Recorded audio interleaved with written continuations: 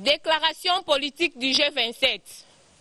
Nous, fédération, mouvement et association de la Ligue de jeunes de l'UDPS, réunis au sein du G27, avons, à l'issue d'une réunion extraordinaire tenue le mardi 24 décembre 2019, jugé opportun de fixer l'opinion nationale qu'internationale et d'exprimer notre mécontentement profond sur ce qui suit. 1. L'organisation du cabinet du chef de l'État qui laisse à désirer, d'où la maigre communication à la présidence de la République par rapport aux réalisations du chef de l'État. Manque de promotion et de visibilité des projets déjà réalisés dans le cadre du programme d'urgence de 100 jours. L'amateurisme constaté dans la coordination des travaux du programme d'urgence de 100 jours coordonné par M. Vital Kamerhe. L'empêchement des investisseurs au pays conditionnant les rétrocommissions. 2. Concernant les détournements. Nous avons constaté les silences coupables, voire complices du procureur général de la République, nous citons M.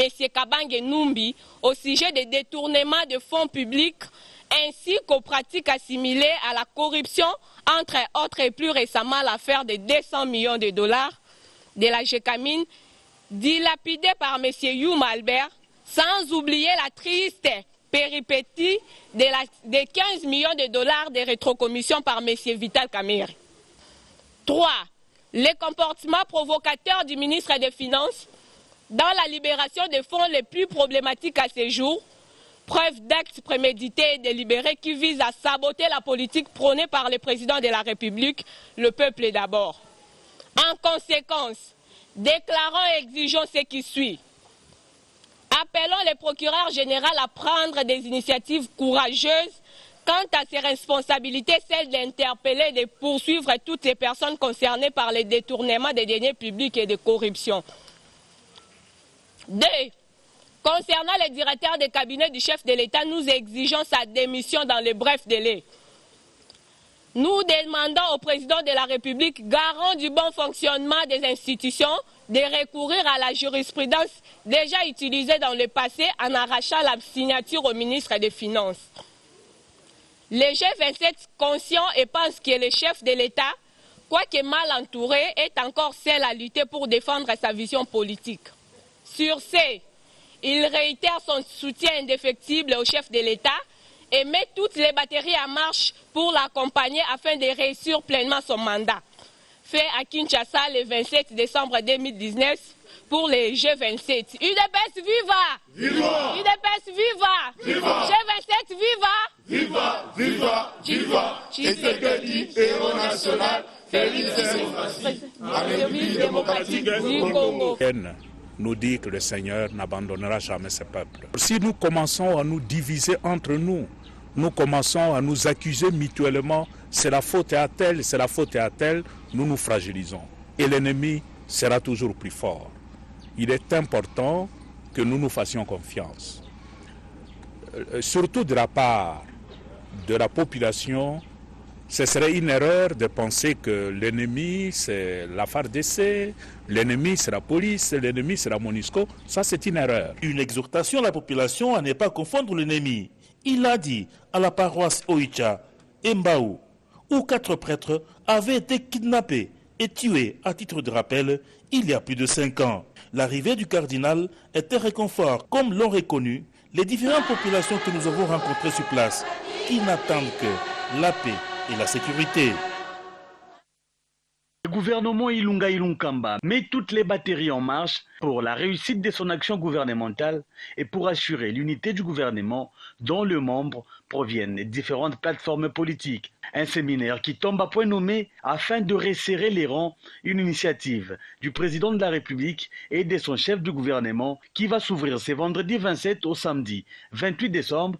Tous les membres du gouvernement prendront part à ces séminaires à Zongo, dans les territoires des Madimba au Congo central. Je dois remercier chacun de vous, en commençant par le Premier ministre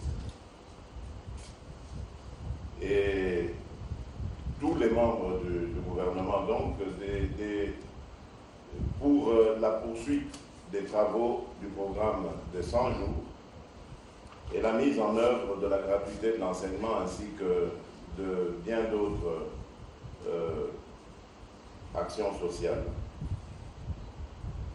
Nous devons aussi nous féliciter, nous tous, d'avoir obtenu le satisfecit du Fonds monétaire international qui a décidé d'allouer à la République et à travers elle au gouvernement congolais, avant même la conclusion du programme définitif, 368 millions au titre d'appui à la balance de paiement.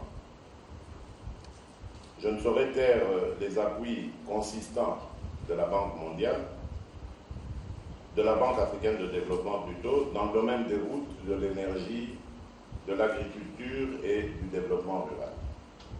Ce sont là des signes de bonne gouvernance que je demande évidemment d'accentuer, voire d'accélérer. Mesdames et messieurs, cela dit, ce séminaire que je m'apprête à ouvrir ce jour sera conduit par le Premier ministre, chef du gouvernement. D'aucuns se demanderont pourquoi un séminaire du gouvernement. Celui-ci s'explique par le fait que, à l'issue des élections du 30 décembre 2018, nous avons eu un président élu issu de l'ancienne opposition et le pouvoir sortant qui a obtenu une majorité considérable au niveau du Parlement. Nous devrions donc, entre ténors des deux ensembles sortis de là, le CAJ d'une part et le FCC d'autre part, user de notre intelligence et de notre sagesse. À la fin des travaux, les membres du gouvernement Ilunkamba devraient avoir la même compréhension de la matière dont l'action gouvernementale doit être menée aussi bien dans l'élaboration des procédures ou des textes que dans leur exécution.